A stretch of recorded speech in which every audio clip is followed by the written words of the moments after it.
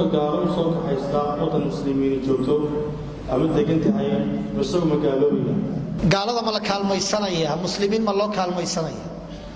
gaal in loo kaalmaysan leynama weydiin laakiin qof gaala muslim ma loo kaalmaysanaya guud ahaan qofka gaalka inaan la kaalmaysan ama gaal ha loo kaalmaysto ama muslim ayaa raajixa culimada qaar waxay yiraahdeen shuruud hadii la helo gaal waa loo kaalmaysanaya gaal heshiis idin ka dhaxeeyo inaad gaal kale u adeegsato way bannaan tahay haddii aad u baahato kow aad ka aamin qabto aad ka awood badan tahay waxa weeye waad ka aamin qabtaa oo ku jaasuusi maayo ciidankii baad ku soo darsatay wuxuu yidhaahdaan kuu hiilinaya xogtaadana wuxuu siinayaa gaaladii kama aamin qabtid haddaad ka aamin qabto aad u baahan tahay haddaadan u baahnayn lama ogola bilitifaaq iyo inaad adigu awood leedahay hadduu de isagiiba ku qabsanayaba oo ku talinayo hoggaanka uu hayo iyadana lama ogola xataa shuruuddaa haddii la helo culimo badani waa diidaan gaal in loo adeegsado laakiin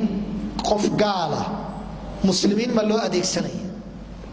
saddex xaalaynu u qaybinayna in gaal aad soo kaxaysato oo dad muslimiina dagaal aad kula jirta aad u adeegsato qodobka koowaad waa xaalad culimada islaamku isku waafaqsan in diinta lagaga baxay gaaladii baad jeclaysanaysaa soo dhawaysanaysaa waxaad doonaysaa muslimiinta inay ka adkaadaan ay jabiyaan muwaalaad iyo jacayl dhammaystiran baad u haysaa gaaladaasi muslimka inay gumaadaan baad u soo kaxaysatay taasi waa gaalnimo waa mid la isku waafaqsan yahay qodobkaas inaad ka hiilaysa muslimka gaalada waxay wadaan inaad ku raali noqoto waxaasoo dhan waa gaalnimo weyn waa qodobka labaad dowladdii islaamka ama dadkii muslimiinta ahaabaa waxaa ka awood batay dad muslimiin oo daalimiina ama dowladdii bay ku baxeen jidgooyay samaynayaan ama waxa weeye tuugo iyo boob bay samaynayaan dadka halkaa jooga muslimiinta ahina awood uma hayaan waxay heleen dad gaalo ka dhiciya war daalimiinta naga qabta gaalka waxaa loo soo kaxaysta in dad daalimiin oo muslimiina muslimka lagaga qabto masaladaas culimmadu way isku khilaafsan yihiin sida loo badan yahay raajixa ah waa inaan loo kaalmaysaday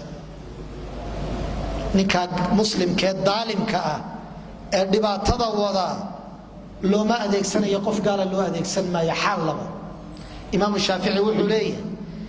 gaalnimadooda ka xun xumaanta muslimkani samaynayo safitaanka aynu la safanayno innaga iyo gaalo oo qof muslima lagu wada duulayo daalimba ha noqdo lafteeda foolxumaa bay yidhaahdeen oo aan habboonayn adigoo muslima waxaad leedahay ninkaa dulmigiisa jooji laakiin ninkan gaalkahay muxuu u dilayaa de wuxuu u dilayaa inuu isaguna gaalaya inuu kana muslim yahay marka gaalkii laftiisa niyo kale ku jirta marka waxaan leenahay xaaladaas marnaba ma bannaana xaaladda saddexaad dad yow muslimiina baa ciloobay laba beelood baa ciloobay laba urur baa ciloobay mid baa wuxuu soo kaxaystay isagoo doonaya awood inuu ka helo isagoo doonaya dan gaara isagoo kale isagoo kursiga xukun ku doonaya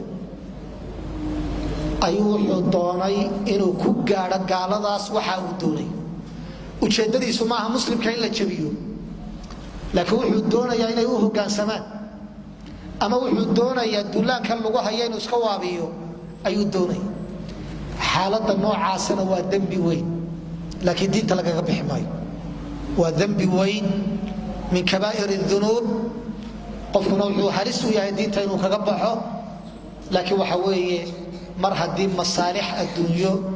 iyo waxyaabo la mida ay tahay mowduuc waxa weeye iyadana lagu gaaloobi maayo laakiin dunuubta waaweyn bay ka mid tahay saddexdaa xaalo qaybna lagu gaaloobaya qaybna culimmadu ay isku hayaan qaybna la isku waafaqsan yahay inaanay bannaanayn dembi weyn ay tahay saddexdaa nooc ayaa ka soo baxaya gaal in loo soo kaxaysta muslim